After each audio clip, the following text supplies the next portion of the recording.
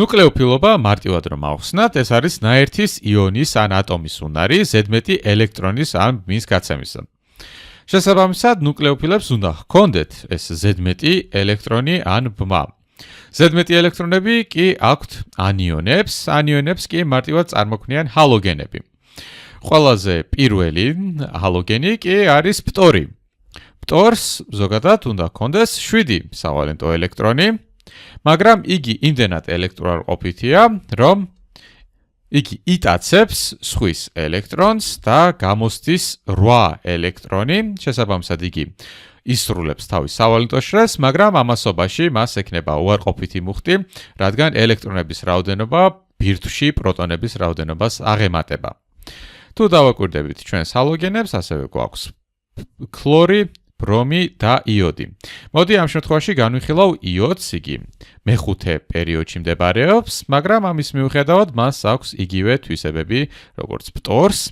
მასაც აქვს 7 სავალენტო ელექტრონი, მასაც აქვს შედარებით მაღალი ელექტროარყოფითობა, მაგრამ ფტორისავით მაღალი არა, ფტორი ყველაზე ელექტროარყოფითია და მას ასევე შეუძლია ელექტრონის მოტაცება, რომელიმე სხვა ატომისგან და ამის შედეგად იგი იძენს უარყოფით მუხტს, მაგრამ ამავე დროს ასრულებს თავის სავალენტო შრეს. შესაბამისად, როგორც ფტორს, ისე იოდს შეუძლიათ ნუკლეოფილურობის გამომჟღავნება, იგივე ნუკლეოფილობის. ნუკლეოფილი აუცილებლად ატომი არ არის, იგი შეიძლება მოლეკულაც იყოს, მაგალითად განვიხილოთ ასეთი ანიონი, ჰიდროქსიდის ანიონი, რომელიც ალბათ ყველას გსმენიათ. ჰიდროქსიდი არის უბრალოდ წყალი, რომელსაც ჩამოაცილეთ წყალბადი და წყალბადის მის ელექტრონები გადავიდა ჟანგბადზე.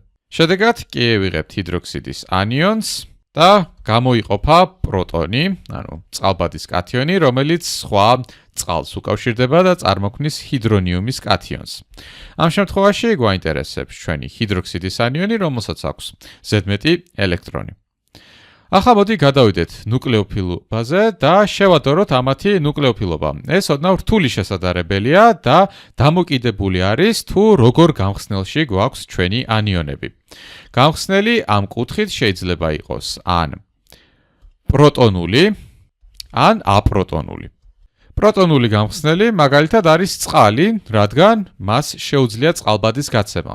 ზოგადად პროტონული არის ისეთი გამხსნელი, რომელსაც აქვს წყალბადი დაკავშირებული მაღალი ელექტროარყოფითობის მქონე ატომთან, შესაბამისად მას მარტივად შეუძლია წყალბადის მოშორება. როდესაც მაგალითად წყალი იცილებს ამ წყალბადს, იგი გადადის სხვა ნაერთზე, შეიძლება მეორე წყლის მოლეკულა იყოს, მოდი დავხატავ ამას. და ამის შედეგად ვიღებთ ჰიდრონიუმის კათიონს, რომელსაც აქვს ზედმეტი წყალბადი და ამ წყალბადის გაცემა საკმაოდ მარტივად შეუძლია მას. შესაბამისად, ერთ-ერთი არის წყალი, OH, ასევე OH ჯგუფი გვხვდება სპირტებში და იმავე მიზეზის გამო სპირტები პროტონულ გამხსნელებად მოიხსენიება.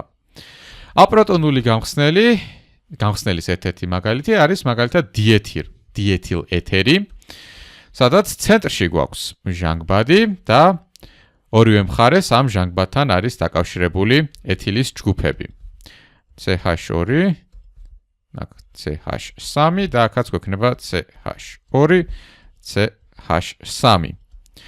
აქაც ვხედავთ, რომ გვაქვს წყალბადები, მაგრამ ამ წყალბადების გაცემა არ შეუძლია ამ მოლეკულას, რადგან იგი დაკავშირებულია დაბალი ელექტროარყოფითობის მქონე ატომთან, რომელიც არის ნახშირბადი, შესაბამისად წყალბადის გაცემა შეუძლებელია.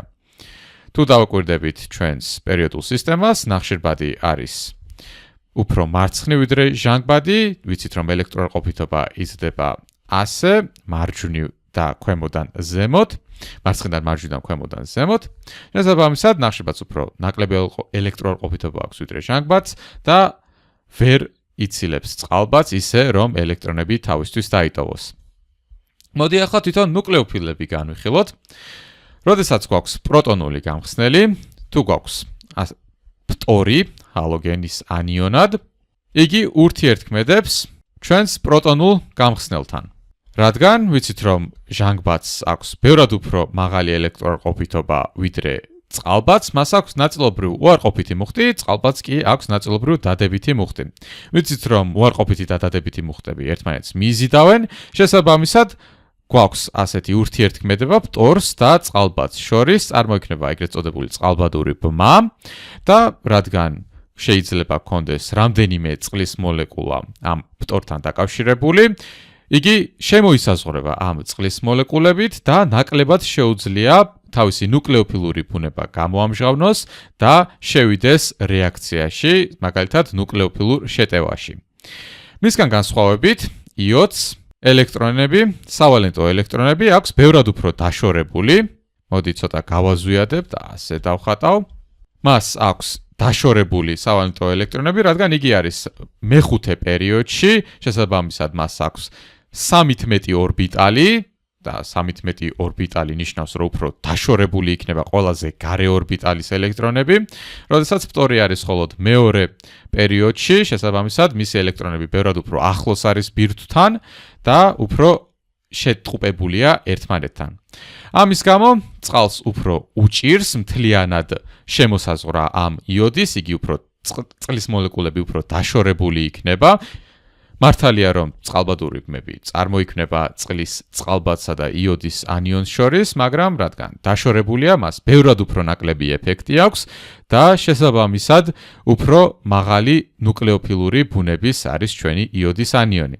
ასევე, რადგან დაშორებული არის ბირთვს ჩვენი სავალენტო ელექტრონები, იგი უფრო მარტივად შედიან გავლენაში სხვა ელექტრული ველების, მაგალითად, რო გქონდეს აქ ნაწილობრივ დადებითად დამუხტული ნახშირბადი, რომელიც მაგალითად ქლორთან არის დაკავშირებული, ამ შემთხვევაში ნაწილობრივ დადებითად, იმიტომ არის ჩვენი ნახშირბადი, რადგან იგი დაკავშირებულია ქლორთან, რომელიც არის მაღალი ელექტროყოფითობის მქონე ვიდრე ნახშირბადი, შესაბამისად, ქლორი იქნება ნაწილობრივ უარყოფითად, ნახშირბადი იქნება ნაწილობრივ დადებითად.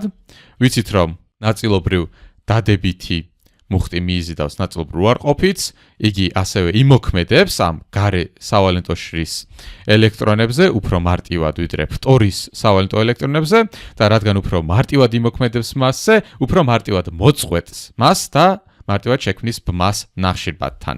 ანუ ჩვენი სავალენტო შრის ორბიტალები უფრო შეიცვლიან ფორმას, გადაიწევენ ჩვენი ნაწილობრივ დადებითი მუხტის მქონე ნახშირბადზე და უფრო მარტივად განხორციელდება ნუკლეოფილური შეტევა. შესაბამისად, თუ განვიხილავთ ჩვენ ჰალოგენის ანიონებს, ყველაზე სუსტი ნუკლეოფილი პროტონულ გარემოში იქნება ფტორი, შემდეგ მოდის ქლორი, ბრომი და იოდი.